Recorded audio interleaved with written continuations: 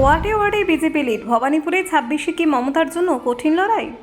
ভবানীপুরে মহারান মমতা বন্দ্যোপাধ্যায়ের গড়ে চ্যালেঞ্জ ছুড়লেন শুভেন্দু অধিকারী। নন্দীগ্রামের পর এবার ভবানীপুর, শুভেন্দুর টার্গেটে মমতার দুর্গ। হাই ভোল্টেজ লড়াই, ভবানীপুরে মুখোমুখি মমতা বনাম শুভেন্দু। দিদির গড়ে ধাক্কা, ভবানীপুরে প্রার্থী হয়ে বড় বাজি বিজেপির। নন্দীগ্রামের ইতিহাস কি ফিরবে? ভবানীপুরে নতুন লড়াইয়ে উত্তাপ। মমতার ঘাঁটিতে শুভেন্দুর এন্ট্রি, রাজনীতিতে তুঙ্গে চর্চা। ভোটের আগে বিস্ফোরণ, ভবানীপুরে সরাসরি লড়াই মমতা শুভেন্দুর। 2026-এ মেগা ফাইট, ভবানীপুরে কার দখল, দিদি নাকি শুভেন্দু? দেখুন, ভোটের আগে রাজ্যের রাজনীতিতে উত্তাপ যে দ্রুত বাড়ছে তার বড় উদাহরণ হয়ে উঠেছে ভবানীপুর কেন্দ্র।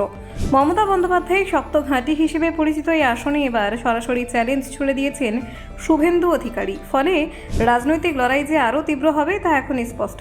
এই সিদ্ধান্তের মাধ্যমে বিজেপি স্পষ্ট বার্তা দিতে চেয়েছে যে তারা শুধুমাত্র প্রতীকী লড়াই নয়, বরং শক্ত প্রতিদ্বন্দ্বিতা গড়ে তুলতে প্রস্তুত। নন্দীগ্রামে জয়ের পর শুভেন্দুর আত্মবিশ্বাস এখন অনেকটাই বেড়েছে, আর সেই আত্মবিশ্বাস নিয়েই তিনি এবার ভবানীপুরে নামছেন।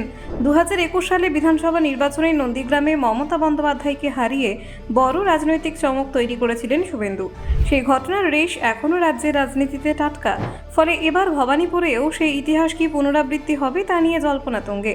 অন্যদিকে ভবানীপুর শুধুমাত্র একটি কেন্দ্র নয়, এটি মমতার রাজনৈতিক পরিচয়ের অন্যতম স্তম্ভ। দীর্ঘদিন ধরে এই কেন্দ্র থেকে জিতে তিনি নিজের শক্ত অবস্থান প্রমাণ করেছেন।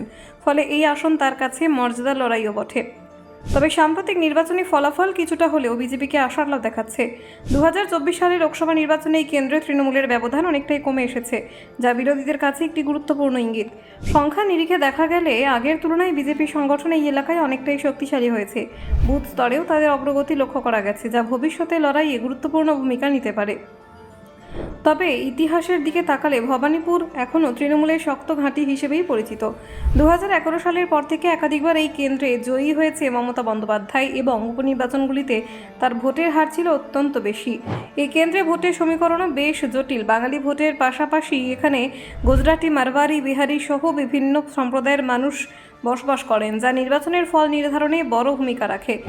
মুসলিম ভোটারের উপস্থিতিও এখানে উল্লেখযোগ্য, যা প্রায় 20% কাছাকাছি। ফলে সব দলই এই ভোট ব্যাংককে নিজেদের দিকে টার্গেট করে।